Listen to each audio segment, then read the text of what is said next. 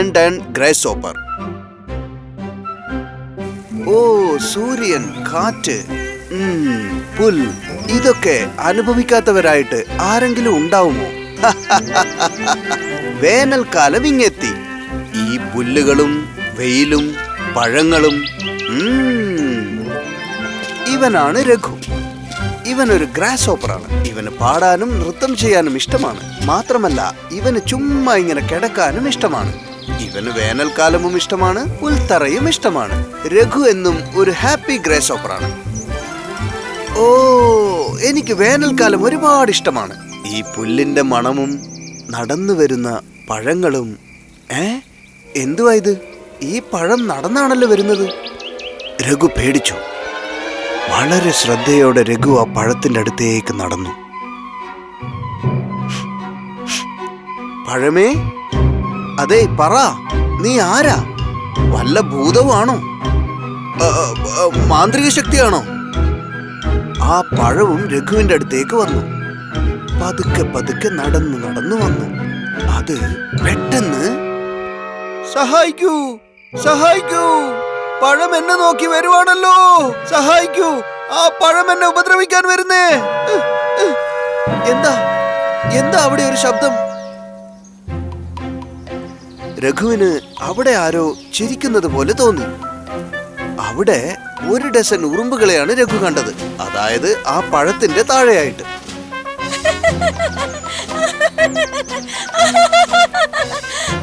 എന്നെ സഹായിക്കണേ, എന്നെ സഹായിക്കണേ, പഴം എന്നെ അറ്റാക്ക് ചെയ്യുവാ, എന്നെ സഹായിക്കേ. എന്തു പറ്റി രഘു? പേടിച്ചു പോയോ? ഞാനൊന്നും പേടിച്ചിട്ടില്ല. നിനക്കറിയോ, ഞാനൊരു ഗ്രാസ് ഹോപ്പറാണ്. ഞാൻ എപ്പോഴും ഓടിക്കൊണ്ടും തുള്ളിക്കൊണ്ടും ഇരിക്കും. ഓ മിസ്റ്റർ രഘു, ഈ പഴം കണ്ടിട്ട് നീ പേടിച്ചില്ലേ രഘു? അതെ ഉറുമ്പേ, തുള്ളുന്നതേ എന്റെ ഒരു സ്വഭാവാ. അതെ, 1 ഡസൻ ഉറുമ്പുകളൊക്കെ ചേർന്ന് ഈ പഴത്തിനെ എടുത്തോണ്ട് പോവാണോ? കൊള്ളാലോ. ഞാൻ വലിയൊരു മനുഷ്യനാണ്. ഈ പഴം പൊക്കാനേ എനിക്കാരുടെയും സഹായം ആവശ്യമില്ല. അതൊക്കെ പോട്ടെ, ഇത്രയും വലിയ പഴം നിങ്ങൾ എങ്ങനെ കഴിക്കാൻ പോകുന്നു? ആദ്യം അത് പറഞ്ഞേ. நீ புரியாம பேசாத ரகு. இத நாங்க சாப்பிடுறதுக்காக கொண்டு போகல. நாங்க சேகரிச்சுக்கிட்டு இருக்கோம். அங்க பாரு. ചേർത്ത് വെക്കുകയാണെന്ന് ഉറുമ്പ് പറഞ്ഞത് കേട്ടപ്പോ രഘു ആ ഭാഗത്തേക്കൊന്ന് തിരിഞ്ഞു നോക്കി. അവിടെ ഈ ഉറുമ്പുകളൊക്കെ വരിവരിയായിട്ട് പോയിക്കൊണ്ടിരിക്കുവായിരുന്നു. അതായത് വലിയൊരു കുഴിയും നോക്കി. അതിലാണെങ്കിൽ തക്കാളിയും പേരക്കയും ചോളം, പിന്നെ ക്യാരറ്റ്, ഇങ്ങനെ പലതും ഉണ്ടായിരുന്നു. ഓരോ എറുമ്പും ആ കുഴിയിലേക്കാണ് ഇത് കൊണ്ടുപോയി ഇട്ടുകൊണ്ടിരുന്നത്. കീഴുറുമ്പുകളും ഇതിനെ സഹായിക്കുകയായിരുന്നു. ഇത് കണ്ടപ്പോ രഘുവിന് വളരെ അതിശയം തോന്നി. ഉറുമ്പുകളാണെങ്കിൽ വരിവരിയായി വന്നുകൊണ്ടിരിക്കുവായിരുന്നു. നിങ്ങളൊക്കെ എന്തുവാണ് ചെയ്യുന്നത്? എന്തിനാണ് ആ കുഴിയിലേക്ക് ഇതൊക്കെ ഇടുന്നത്? എന്തേ, ആ പഴങ്ങളൊക്കെ ചീഞ്ഞു പോയോ? ഓ നോ, ഇല്ല ഇല്ല, ഞങ്ങൾ ആഹാരം ശേഖരിച്ചു വെക്കുക. വെയിലുകാലം പോയാ പിന്നെ തണുപ്പുകാലം വരും. പഴങ്ങളും ഇലകളും എല്ലാം ഉണങ്ങിപ്പോകും. അതുകൊണ്ട് നമ്മൾ എല്ലാം തയ്യാറാക്കി വെക്കണം, അല്ലെങ്കിൽ പട്ടിണി കിടന്നു പോകത്തില്ലേ.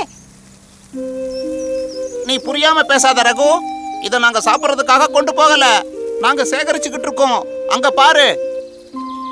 ഓ, നിങ്ങളൊക്കെ വളരെ ചെറിയവരാണ്. അതുകൊണ്ട് തന്നെ നിങ്ങളൊക്കെ ഭക്ഷണം ശേഖരിച്ചു വെക്കണം. പക്ഷേ എനിക്കതിന്റെ ആവശ്യമൊന്നുമില്ല. കാരണം എനിക്ക് പുഴയോരത്തുള്ള കാറ്റും ഇലകളുമേ ധാരാളം. ഇതൊക്കെ കൊണ്ട് ഞാൻ വളരെ സന്തോഷത്തോടെ ജീവിക്കും.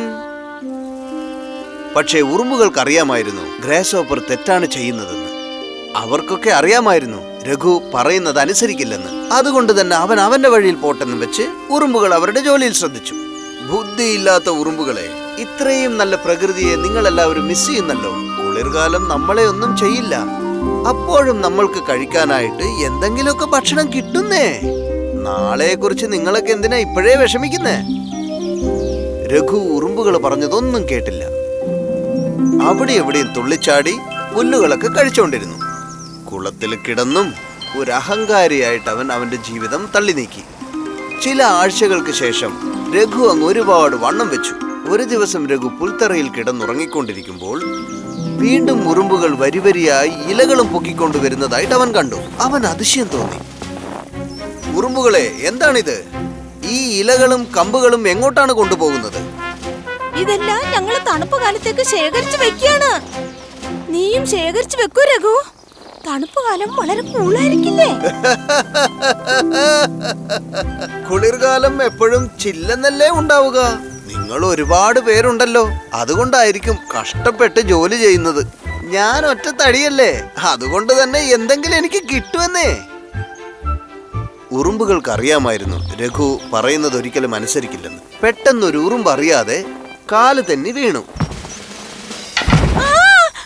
എന്റെ കാല്! ഹേയ്, നിനക്ക് എന്താണ് പറ്റിയേ? നീ നന്നായിട്ടല്ലേ ഇരിക്കുന്നേ?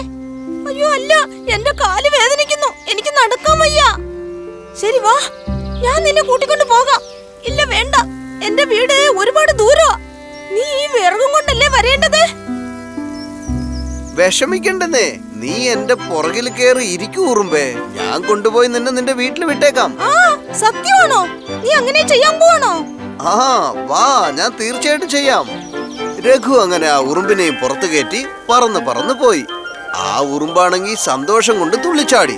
അവിടെയുള്ള പച്ച നിറത്തിലുള്ള വയലുകളും പുഴകളും അരുവികളും ഇതൊക്കെ ആ ഉറുമ്പ് അതിശയത്തോടെ നോക്കി നിന്നു. ആ ഉറുമ്പിന്റെ വീടെത്താറായപ്പോ അവിടെ ഒരുപാട് ഉറുമ്പുകളെ കണ്ട് രഘു അതിശയിച്ചു. അതൊക്കെ ഇലകളും പഴങ്ങളും ശേഖരിക്കുന്നത് കണ്ട് രഘുവിന് അതിശയം തോന്നി. അങ്ങനെ രഘു താഴെ ഇരുന്നു. ആ ഉറുമ്പ് അവന്റെ ദേഹത്തു നിന്നും താഴെ ഇറങ്ങി. Thank you mister Raghu. Okay കുട്ടി ഉറുമ്പേ, പറന്നു വന്നപ്പോ നിനക്ക് സന്തോഷം തോന്നിയോ? ശരി, പോയിട്ട് വരൂ. നിന്റെ കാല് ശ്രദ്ധിക്കണം കേട്ടോ. ഹലോ രഘു, ആഹാരങ്ങളൊക്കെ ശേഖരിക്കാൻ നീ തുടങ്ങിയോ? തണുപ്പ് കാലത്തിൽ നീ എവിടെ താമസിക്കാനാ പോന്നേ? ഓ, ഞാൻ വലിയൊരു മനുഷ്യനല്ലേ. കുളിർ കാലത്തിൽ ആവശ്യമുള്ളതൊക്കെ ഞാൻ അന്വേഷിച്ചോളും. നാളത്തെ കുറിച്ച് നമ്മൾ എന്തിനു വിഷമിക്കണം? ദിവസങ്ങൾ അങ്ങനെ നടന്നു നീങ്ങി. വേനൽക്കാലം തീരാൻ കുറച്ച് ദിവസങ്ങൾ മാത്രമേ ബാക്കിയുണ്ടായിരുന്നുള്ളൂ. ഇലകളൊക്കെ കൊഴിയാൻ തുടങ്ങി. പുല്ലിന്റെ നിറമോ മാറാനും തുടങ്ങി. രഘു ഓരോ ദിവസം കൂടുന്തോറും വണ്ണം വെച്ചു തുടങ്ങി. വരണ്ട ഇലകളുടെ മുകളിലായി അവൻ കിടന്നുറങ്ങാൻ തുടങ്ങി. ആകാശത്തോട്ട് നോക്കി ബാക്കിയുള്ള പച്ച ഇലകളും സമയം കിട്ടുമ്പോൾ കഴിച്ചു രഘു. ഉറുമ്പുകളെയൊന്നും കാണുന്നില്ലല്ലോ. അവരൊക്കെ ഞാൻ പറയുന്നത് കേട്ട് നടക്കുന്ന തോന്നുന്നത്. ചെയ്യട്ടെ, പ്രകൃതി അങ്ങ് ആസ്വദിക്കട്ടെ. എന്തൊക്കെ തന്നെ ആയാലും അവരൊരുപാട് പ്രകൃതിയെ മിസ് ചെയ്തു. അങ്ങനെ കുളിർകാലവും തുടങ്ങി. മഞ്ഞുകൊണ്ട് പുൽത്തറകളൊക്കെ മൂടാൻ തുടങ്ങി. പഴങ്ങളും പുല്ലുകളും കാണാതെയായി. രഘു തനിക്കൊരു ഇല കിട്ടുമോ എന്ന് അന്വേഷിക്കാൻ തുടങ്ങി. പക്ഷെ നിർഭാഗ്യമെന്നല്ലാതെ എന്ത് പറയാൻ. രഘു ചൂടുള്ള സ്ഥലം അന്വേഷിച്ചു നടന്നു.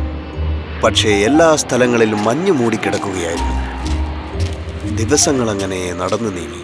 രഘു അങ്ങനെ തളർന്ന അവശനായി മാറി. അവനാണെങ്കിൽ വീടുമില്ല, കഴിക്കാൻ ഭക്ഷണവുമില്ലാതെയായി. അപ്പോഴാണ് അവൻ ഓർമ്മ വന്നത് അന്ന് ആ ഉറുമ്പുകൾ ശേഖരിച്ച ഭക്ഷണത്തെക്കുറിച്ച്. അപ്പോഴാണ് രഘു മനസ്സിലാക്കിയത്. അവൻ ആ ഉറുമ്പിന്റെ വീട്ടിന്റെ അടുത്ത് പോയി ഉറുമ്പിനെയൊക്കെ വിളിച്ചു. ആരെങ്കിലും ഉള്ളിലുണ്ടോ? ആരാണത്? ആ രഘുവോ? നിനക്ക് എന്താ പറ്റിയേ? ഒരുപാട് തണുക്കുന്നു, എനിക്ക് സഹിക്കാൻ പറ്റുന്നില്ല. നിങ്ങൾക്ക് എന്നെ സഹായിക്കാൻ പറ്റുമോ? വല്ല ഭക്ഷണവും കിട്ടുമോ? തണുപ്പ് കാലം എപ്പോഴും തണുപ്പായിട്ടല്ലേ ഇരിക്കൂ. അത് നിനക്കറിയില്ലേ? നീ ഇതുപോലെ തന്നെയല്ലേ അന്ന് എന്നെ നോക്കി ചിരിച്ചിട്ട് പറഞ്ഞത്? അത് മാത്രമാണോ? നാളത്തെ കുറിച്ച് നീ എന്തിനാ ആലോചിക്കുന്നു കൂടി പറഞ്ഞില്ലേ? മനസ്സിലാക്കി. ഞാൻ ചെയ്ത തെറ്റെന്താണെന്ന് മനസ്സിലാക്കി. ഇനി ഞാൻ കുളിർകാലം വരുന്നതിന് മുമ്പേ തയ്യാറായിക്കോളാം. പ്ലീസ്, കഴിക്കാൻ എന്തെങ്കിലും തരുമോ എനിക്ക്? ഇതൊക്കെ കേട്ടോണ്ടിരുന്ന മറ്റുള്ള ഉറുമ്പുകൾ റാണി ഉറുമ്പുമായി പുറത്തേക്ക് വന്നു. எங்ககிட்ட உணவு இருக்கு. நான் உனக்கு உணவு கொடுத்தாலும் உன்னால உள்ள வந்து தங்க முடியாது. ஏன்னா இந்த இடம் ரொம்ப சின்னது. പക്ഷേ എനിക്ക് ஓ, உனக்கு என்னாச்சு? പാവം രഘു ഭക്ഷണം കഴിക്കാത്തത് കൊണ്ട് മോഹാത്സ്യപ്പെട്ടു വീണു. ഇല്ല, അവനെ നമുക്ക് രക്ഷിച്ചു തന്നെ ആവണം. അവൻ വിശന്നിരിക്കുവാ. എന്റെ കാലൊന്ന് മേലേതായപ്പോ അവൻ എന്നെ എന്തും വേണ്ടി സഹായിച്ചെന്നറിയോ? എന്താ സംഭവിച്ചതെന്ന് ആ റാണിയോട് ഒരു ഉറുമ്പ് പറഞ്ഞു. അതിന്റെ കാല് മുറിഞ്ഞപ്പം ആ ഉറുമ്പിനെ രഘു കൊണ്ടുവന്ന് വീട്ടിലാക്കിയ കാര്യം പറഞ്ഞു. ആ ഇലകൾ കൊണ്ട് അവനെ പുതപ്പിച്ചു വിട്. നമ്മുടെ കയ്യിലിരിക്കുന്ന വിറക് വെച്ചിട്ട് അവൻ ഒരു വീട് വെച്ചു കൊടുക്കാൻ. അവന് നന്നായിട്ടിരിക്കണമല്ലോ. അത് മാത്രമല്ല, നമ്മുടെ അടുത്ത് ആവശ്യത്തിന് ആഹാരം ഉണ്ടല്ലോ. ഉറുമ്പുകളൊക്കെ ചേർന്ന് രഘുവിനെ ഒരു ഇല കൊണ്ട് പുതപ്പിച്ചു. എന്നിട്ട് അവനു വേണ്ടി ഒരു വീട് നിർമ്മിച്ച് ആ വീട്ടിനകത്ത് രഘുവിനെ കൊണ്ടുവന്ന് കിടത്തി. എന്നിട്ട് രഘുവിന് പഴങ്ങളും കുറച്ച് പഴച്ചാറും കൊടുത്തു. അങ്ങനെ രഘു കുറച്ചായിട്ട് എഴുന്നേറ്റ് നിൽക്കാൻ തുടങ്ങി. Thank you Rani, thank you ഉറുമ്പുകളെ, എന്റെ ജീവൻ നിങ്ങളൊക്കെ രക്ഷിച്ചിരിക്കുന്നു. നീ ഒരു നല്ല പച്ചക്കിളിയാ രഘു. നീ എന്റെ കൂട്ടുകാരെ ഒന്നും മറക്കാൻ പാടില്ല. ഈ തണുപ്പ് കാലത്ത് നിന്നെ ഞങ്ങളൊക്കെ സഹായിച്ചില്ലേ? എന്നാൽ ഇനി വരുന്ന കാലത്ത് നീയാണ് തയ്യാറായിട്ടിരിക്കേണ്ടത്. നിങ്ങൾ പറയുന്നത് ഞാൻ അനുസരിച്ചോളാം റാണി. നിങ്ങൾ ഒരിക്കലും വിഷമിക്കരുത്. ഇനി ഞാൻ എന്റെ ഭാവി കാലത്തിന് വേണ്ടി തയ്യാറായിക്കോളാം. ഒരിക്കലും ഞാനൊരു മടിയനായി ജീവിക്കില്ല.